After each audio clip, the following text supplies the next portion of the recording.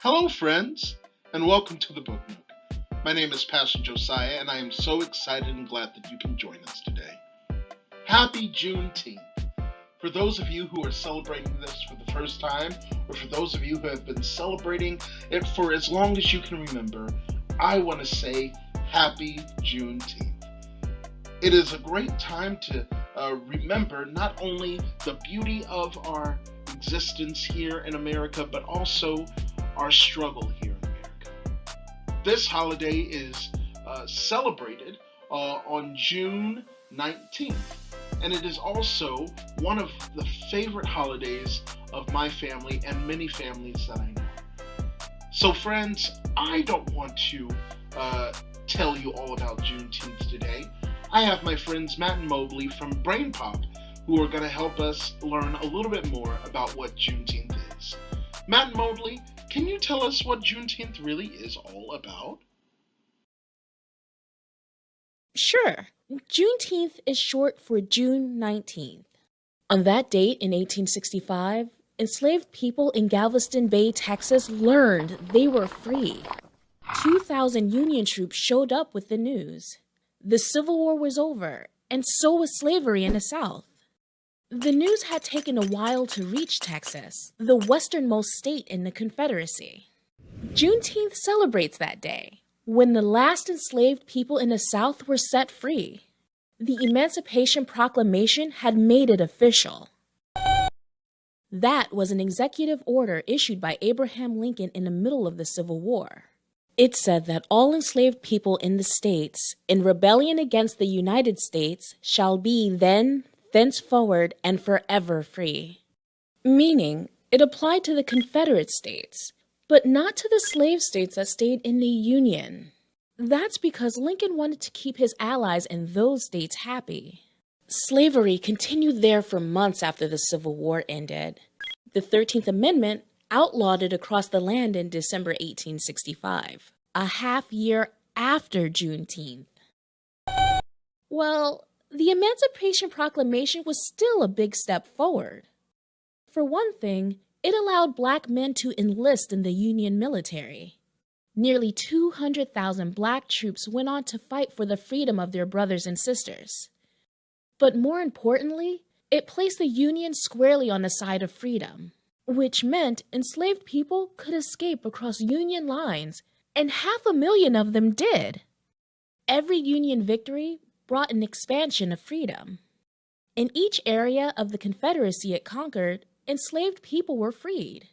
But as Union troops advanced, lots of slaveholders took their operations west. Many found refuge in a place far from the fighting, Texas.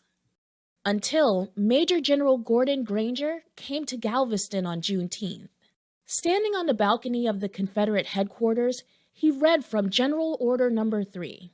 The people of Texas are informed that, in accordance with the proclamation from the Executive of the United States, all slaves are free. This involves an absolute equality of personal rights and rights of property between former masters and slaves. Newly freed people danced, cried, sang, and started to make plans. Word spread quickly across Texas. 7-year-old Molly Harrell was enslaved on a plantation over 200 miles north of Galveston. She said, "Me and my mother left right off. We all walked down the road singing and shouting." If only it were that easy. Many white Southerners refused to accept black people as their equals. The most hateful began a campaign of terror, attacking and killing black people across the South. Defying these threats, black Texans observed the first anniversary of Juneteenth. Back then, it was also called Emancipation Day or Jubilee Day. They sang spirituals, ate barbecue, played games, and recited the Emancipation Proclamation, even though the threat of violence was always there. The country passed several constitutional amendments to protect the rights of black Americans. But down south, state and local authorities refused to obey these laws. Instead, they did everything they could to make black people second-class citizens. First, Black Southerners were prevented from voting, so they had no influence in government. Then, laws were passed to bar Black people from participating in everyday life.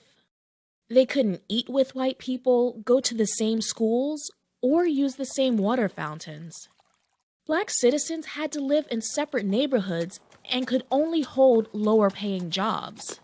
And they had to treat white people like they were superior.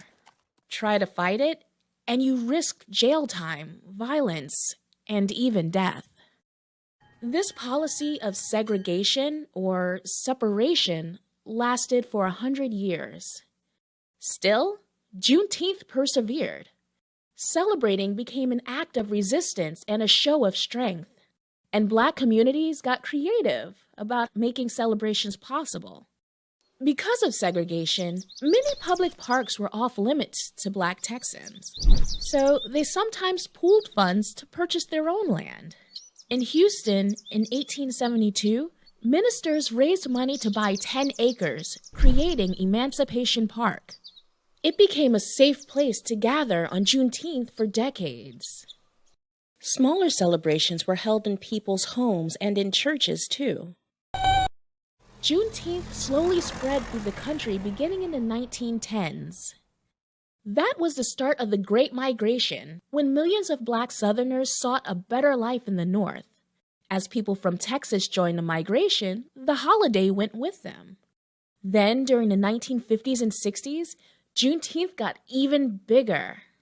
Black people connected their fight for equal rights to the fight to end slavery. Juneteenth embodied all of the pain and triumph of their shared history. Celebrations now featured parades and fireworks, street fairs and rodeos, and presentations about Black heritage. Red food and red drinks symbolized the blood of the enslaved and their resilience in bondage. And in 1980, Texas declared Juneteenth a state holiday. Since then, 47 states have recognized it as a holiday or day of observance. Yeah, there's recently been a push to make it a federal holiday. That's when government workers get a paid day off, and most everyone else does too, like we have for Independence Day. In fact, some people think of Juneteenth as America's second Independence Day. 'Cause the 4th of July only commemorates when white Americans gained independence, while Juneteenth is about when all Americans became free. Making it a federal holiday may not seem like such a big deal, but what a country chooses to honor and celebrate speaks to its core values. And freedom and equality for everyone are values I think we can all get behind. Nice! You baked a Juneteenth cake. We're not supposed to use actual red velvet. Blech.